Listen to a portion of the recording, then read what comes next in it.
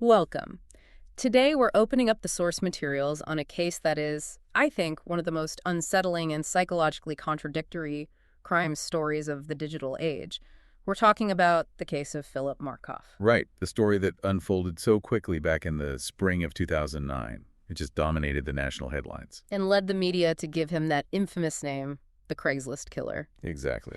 We've gathered a pretty significant volume of documentation for our examination today. We have police reports, court filings, a lot of the media coverage from the time. And a couple of the investigative books that really tried to get inside the mystery of his double life. Our mission here is specific. We're going to meticulously pull out the essential facts, build a clear timeline of the crimes he was charged with, the investigation that followed, and most importantly, really try to get a handle on the sheer, almost unbelievable contrast at the core of this case. It's that paradox, isn't it? The chasm between the public persona he had and the private actions he was accused of. That's what made this case just explode in the public consciousness. Before we go any further, though, we have to pause and acknowledge the devastating reality that sits at the foundation of this whole story. We must. Our discussion is based on the facts of the investigation, but our genuine and sincere sympathy has to be with the victims. Julissa Brisbane, Tricia Leffler, and Cynthia Melton, and of course their families. The violence involved in these charges is extreme, and we are approaching this material with the seriousness it demands. As you said, the media scrutiny was just, it was immediate, and it was intense, and it was primarily because Markoff represented the absolute antithesis of what you'd think of as a violent offender, at least on the surface. Right, he was an American medical student. Educated, from a high-achieving background. His life was, structured for success. Yeah. So when the accusations of armed robbery, kidnapping, and murder came out, the contradiction was just so jarring, it drove the entire narrative. The sources we have really force you to confront this idea that a meticulously maintained public life can hide something profoundly destructive. Okay, so let's unpack this facade. The image that the sources keep coming back to, this nice, smart boy persona. Right. Philip Markoff was born in Sherrill, New York in 1986. His father, Richard Markoff, was a practicing dentist. His mother was Susan Haynes. He seemed to have a stable, very conventional upbringing with an older brother and a half-sister. And his academic path is, I think, really key to understanding who he was supposed to be before all this happened. He went to Vernon Verona Sherrill High School, graduated in 2004, and by all accounts, he was a model student. A member of the National Honor Society. Which isn't just about grades, right? It's supposed to be about character, service, leadership. Exactly. And he was involved in all these civic-minded things like the history club, the youth court. He was on the school bowling and golf teams.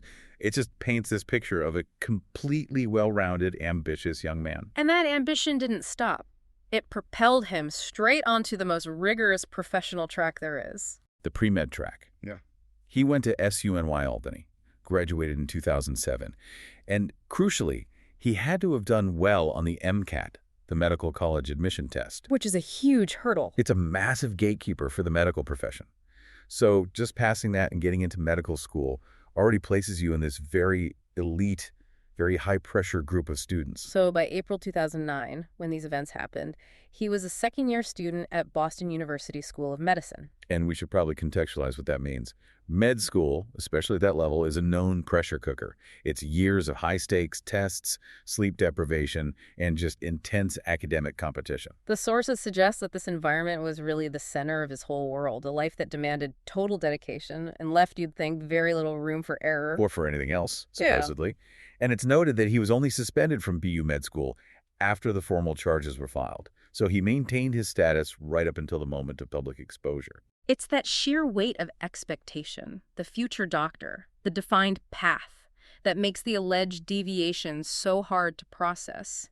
And nothing symbolized that future more than his relationship with Megan McAllister. Absolutely. That relationship was the anchor of his public identity.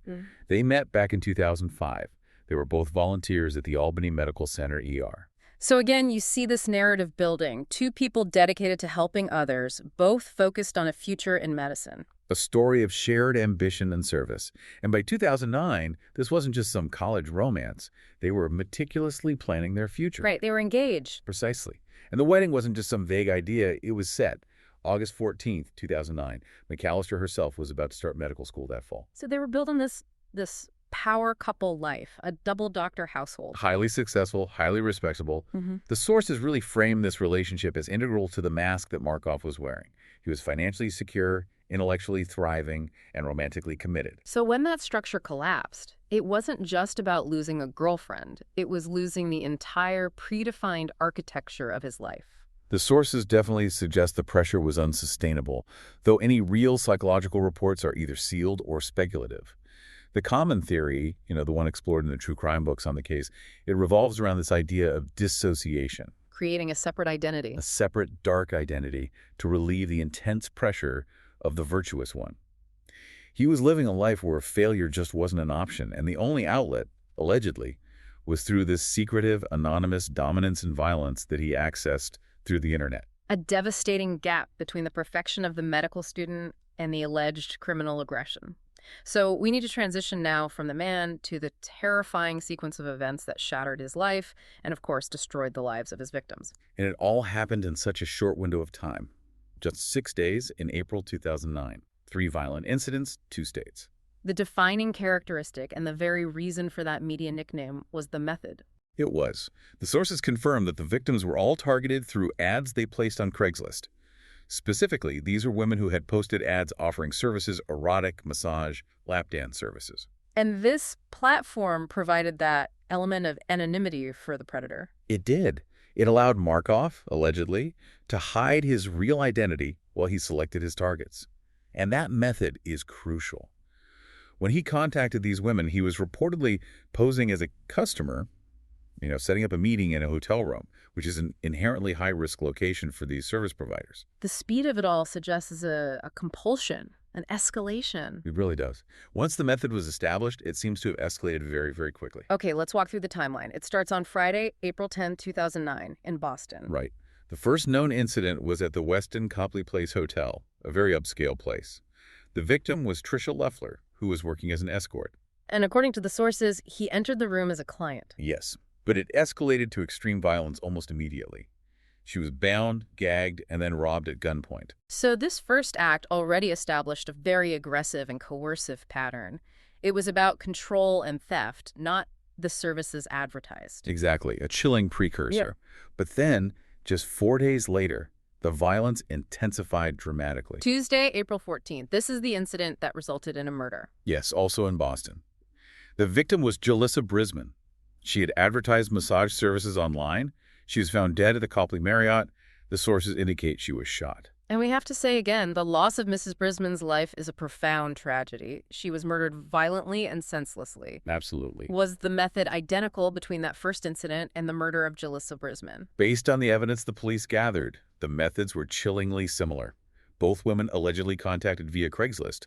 Both met in large, well-known Boston hotels. So the target profile and the means of approach were consistent. Incredibly consistent. It suggests the perpetrator was either refining or perhaps just escalating the same predatory pattern. And this similarity was immediately obvious to the police, which allowed them to connect the crimes so fast. And the spree didn't even stop there. 2 days after the murder, the activity crosses state lines. Right. Thursday, April 16th, in Warwick, Rhode Island. The third incident. The victim here was Cynthia Melton, an exotic dancer offering lap dance services. This was an attempted robbery at a Holiday Inn Express. And in this case, the attacker fled before completing the robbery. Yes, sources note he fled before inflicting fatal harm. What's remarkable and what really allowed law enforcement to mobilize so fast was this incredibly condensed time frame. 6 days, 3 crimes, 2 states, 1 method. That's the key analytical point. The short window, just 144 hours. And the striking similarity in the methods meant the police weren't trying to link disparate cold cases. They knew they were dealing with a highly active, high-risk offender. So they immediately suspected it was one person. Immediately. And that was crucial for the speed of the arrest. It signaled an urgent need to stop a potentially escalating pattern, which led them straight into the digital investigation. The testimony from the surviving victims, coupled with the digital footprint Markoff allegedly left, must have provided a wealth of information. It was a perfect storm of evidence. The witnesses who survived could describe the perpetrator, and the digital records of communication served as proof that these interactions had happened. Physical and digital evidence converging almost immediately. The sources that detail the investigation, they really read like a case study in modern digital forensics. They do. They show how quickly law enforcement can just dismantle a seemingly anonymous online persona. It seems Markov's attempts to maintain his operational security, they just weren't enough against 21st century tracing technology. Not at all. And what's fascinating is how the investigation bridged that virtual world with the physical one. He allegedly believed he was protected by using Craigslist, but he didn't account for several key factors. What were the main evidence sources that led them to him? Three main things: security camera footage, cell phone activity, and email evidence. Those are the factors that linked him to the April 10th and 14th incidents. So let's look at the technical side. How do you go from a Craigslist ad to identifying a Boston University medical student? Well, you can break it down. First, the hotels. The Westin and the Marriott are high-end places with expensive security camera networks. So police got footage of a man matching the description from the first victim, Tricia Leffler. So they have a visual profile. A visual profile entering and exiting lobbies and hallways near the crime scenes at the right times. Second, the digital trail. The communications relied on specific email addresses and phone numbers. So police issued warrants for that information? Exactly. The sources suggest Markoff might have used a burner email, but eventually that account has to be accessed from somewhere with an IP address. And that access point often correlated with his home or his campus network. And the cell phone data must have just solidified that geographic link. That was the smoking gun. Cell tower triangulation. Police had a warrant for the phone number he used, and they were able to track the location of that device at the exact times of the crimes. So it placed his phone at the Westin on April 10th and the Marriott on April 14th. At the exact times. A simultaneous spatial and temporal match. It was virtually irrefutable circumstantial evidence. Despite this overwhelming trail, the moment of the arrest must have still been a shock. Oh, it was dramatically ironic. He was arrested on April 20th in Walpole, Massachusetts. And the circumstances are crucial. He was in the car with his fiancée, Megan McAllister. Where were they going? They were on their way to Foxwoods Casino in Connecticut. The irony of being caught while heading on a leisure trip with the woman he was about to marry, just days after allegedly committing murder. It just highlights the immense deception he was maintaining. Then came the arraignment, and that's when the public learned about the evidence they found. Yes, the arraignment was on April 21st. It was highly publicized. Markoff pleaded not guilty to everything: murder, robbery, kidnapping. He maintained that facade of innocence. But the prosecutor laid out the inventory from his apartment. And that evidence directly matched the tools used in the crimes. Specifically, they found a semi-automatic handgun consistent with the weapon described in the first robbery. And the binding materials. Even more damning. They found wrist restraints, the kind known as flex cuffs, and rolls of duct tape. And the sources mention a shocking number of flex cuffs. Around 60. 60 flex cuffs were found. This wasn't just someone who happened to own a gun. This was a specific collection of items used to subdue and control people, exactly matching the reported methods. I mean, trying to explain away 60 flex cuffs in a med student's apartment, it seems impossible. The defense sources from that time only offered vague affirmations of his innocence, suggesting there could be another context. But for a jury, the combined evidence would have been devastating. They didn't need a confession. Following the arraignment, the legal process moved fast. It did. He was held without bail. A grand jury indicted him for first-degree murder, armed robbery, and the other charges from Boston. And then Rhode Island issued its own warrant for the April 16th incident. And they postponed that case. Yes, they postponed it, pending the resolution of the murder charges in Massachusetts. This phase marked the definitive collapse of his professional life and really the start of his psychological descent. The media frenzy that followed the arrest was relentless. He was immediately vilified. I mean, the ultimate symbol of duplicity. Well, the sources note some extremely harsh labels used by the press, like monstrous prostitute predator. But the most immediate and personal fallout was the complete destruction of his relationship with Megan McAllister. Initially, she was in disbelief.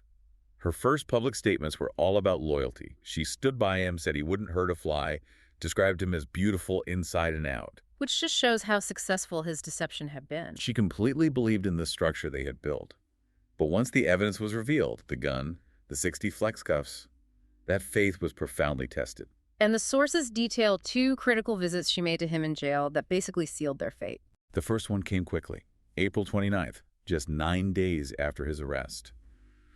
The purpose of that visit was singular and tragic. She officially called off their wedding. That wedding date, August 14th, it had been the symbol of their entire future. It was. And by canceling it, she was formally dissolving the life that Markoff had built. Then about 6 weeks later, in June, she visited a second time. With even more finality. Even more. She visited on June 11th and told him she did not plan to see him again for a long period of time, if ever. That wasn't just about the wedding. That was about severing the last thread connecting him to his former identity. That must have been devastating. So he's awaiting trial at the Nashua Street Jail. What did the sources say about his state of mind there? For a sheltered, high-achieving student suddenly stripped of everything, the transition was extreme. The sources say he was placed on suicide watch multiple times and spent periods in the jail's psychiatric unit. It confirms a sustained mental fragility. And the suicide attempts he made, they seem to align directly with these personal losses. They do. They offer a clear psychological roadmap of his collapse. He made one attempt just 3 days after his arrest, so the initial shock was overwhelming. And another after his fiancée broke up with him for good. Exactly, after that June 11th visit. But maybe the most symbolic act of desperation was on the day that should have been his wedding day. August 14th, 2009. That specific date, the anniversary of the life he lost, it triggered a major psychological crisis and another attempt. It really underscores that the loss of his identity and his fiancée was the primary force driving his despair. So even as the trial was being delayed from July 2010 to March 2011, his own internal clock was running on this emotional timeline. Exactly. The trial delays meant he was just facing this indeterminate future in a cell, with the full weight of the evidence against him and total isolation from the life he'd known. The fact that the attempts were always tied to these dates, the arrest, the breakup, the wedding day, it showed the vulnerability was specific and recurring. The case, which was defined by this profound public contradiction, it ended in an equally dramatic and symbolic final act. His successful suicide. And the timing is deeply significant. It was August 15, 2010, at age 24. Exactly 1 year and 1 day after his scheduled wedding date. It just reinforces the idea that the collapse of his planned life with Megan McAllister was the catalyst. It was a planned, deliberate end, tied irrevocably to the date that represented his failed future. The method he used suggests just an extraordinary level of planning and resolve, especially for someone inside a secured cell. It was disturbingly complex. The sources detail how thorough he was to make sure this attempt succeeded, because he was known to be a risk. And the choice of tool is highly symbolic. The primitive scalpel. Yes. He fashioned a weapon using a pen and a piece of metal, creating what the sources call a primitive scalpel, a chilling phrase given his medical aspirations. He used a dark mirror of a surgeon's tool for self-destruction. And he used it to cut arteries in multiple locations, his ankles, his legs, and his neck. This was designed to ensure fatal blood loss. But he took additional steps beyond that. Yes. In a final, desperate series of actions, he also swallowed wads of toilet paper and tightened a plastic bag over his head with gauze to cause asphyxiation. The level of planning, the use of multiple methods, it shows a resolve born of just absolute despair. And the scene in the cell, the message he left behind, it turned his death into a final personal communication. It did. According to the sources, the scene was emotionally profound. He had written his former fiancée's name and their pet names for each other on the cell wall. In his own blood. In his own blood. And photographs of the two of them were scattered around the cell floor. So his last message wasn't about the crimes or the victims. It was a testament to the connection he had lost. It was. The sources overwhelmingly suggest that his public life, his career, his future were all defined by that relationship. Once that was gone, along with his freedom, his self-worth just crumbled. His final communication focused entirely on the personal relationship he destroyed. And with his death, the criminal proceedings just ended. Abruptly. The court never had the chance to deliver a verdict or fully explore his motives in a public trial. So with the case terminating because of his suicide, the story officially concluded without any judicial resolution. But the narrative of the Craigslist killer was already cemented in the cultural memory. That nickname was pivotal. It connected these anonymous online platforms with real-world violence, right at a time when the true crime genre was starting to take its modern shape. It was a cautionary tale for the internet age. And the contrast, the medical student committing these acts, just amplified the horror and the fascination. It became shorthand for a kind of hidden digital depravity. And that intense public interest, as you often see, quickly translated into book deals. The literary adaptations came out almost immediately. They did. First, 7 Days of Rage by Paula Rosa came out in 2009, and then in 2010, A Date with Death by Michelle McPhee offered more investigative detail. These books really cemented that narrative of the secret life versus the public image. And of course, the television landscape, especially true crime, made sure this case became a permanent fixture. CBS's 48 Hours Mystery was quick to cover it in 2009 with an episode called Craigslist, Classified for Murder. Those early news programs really laid out the factual breakdown for the public. But it was the TV movie that probably reached the broadest audience. I think so, The Craigslist Killer. It premiered on Lifetime in January 2011, based on McPhee's book. And that adaptation in particular really focused on the relationship between Markoff and McAllister, playing up the dramatic irony of their destroyed future. Which is interesting how the media frames these things. The focus was on the duality and the heartbreak more than the complex forensic trail. Because that's the emotional core of the case, right? Yeah. The betrayal and the destruction of the perfect life is more relatable, more dramatic than cell tower triangulation. And the story has kept being retold. Over and over. It was on the premiere of Murder Made Me Famous in 2017 and on an investigation discovery show, See No Evil, in 2019, which focused on the surveillance footage. So when you see the sustained media adaptation across a decade, what does that really tell us about our fascination with this case? I think it speaks to a deep, inherent anxiety.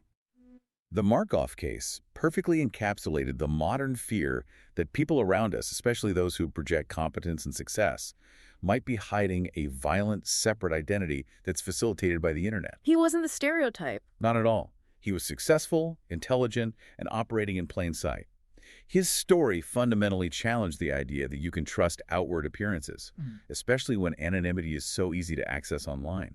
The fact that it was all tied to Craigslist, an everyday platform, just injected this layer of threat into routine internet use. Exactly. It suggested that a hidden identity could coexist right alongside a meticulous, high-pressure professional life. The analysis of his life, the intensity of med school, the defined future against the alleged violence, it reveals how much stress and secrecy can just erode a person's functionality. It really does. It suggests that for some people, the pressure of achieving that perfect structure is so immense that when you combine it with the potential for anonymous activity, it can create a devastating emotional fracture.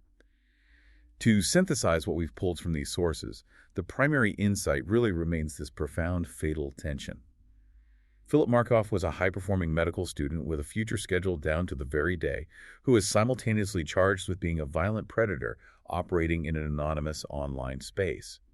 And what the sources most powerfully reveal isn't just the sequence of alleged crimes, but the complete and catastrophic disintegration of his structured life the moment his secretive activity was exposed. His final acts in that cell, the primitive scalpel, the specific date, the bloody message, they all underscore that the loss of his relationship and the future it symbolized was the internal trigger for his death. And it brought the entire tragic narrative to an abrupt, unresolved end. That reliance on online platforms is really the thread that pulls this story into the present day. We saw how technology, Craigslist, cell records, email tracing played this definitive role in both enabling the alleged crimes and ensuring his rapid arrest. A double-edged sword. It is. The sources confirm the dual nature of our modern digital existence. It provides cover, but it also leaves indelible proof. So, as we conclude, consider this modern challenge. In an era where digital tools enable these highly specific yet anonymous interactions, how has the promise of online privacy been fundamentally undermined by the certainty of forensic tracking? Thank you for joining us for this extensive examination of the facts surrounding the case of Philip Markoff. Thanks for listening.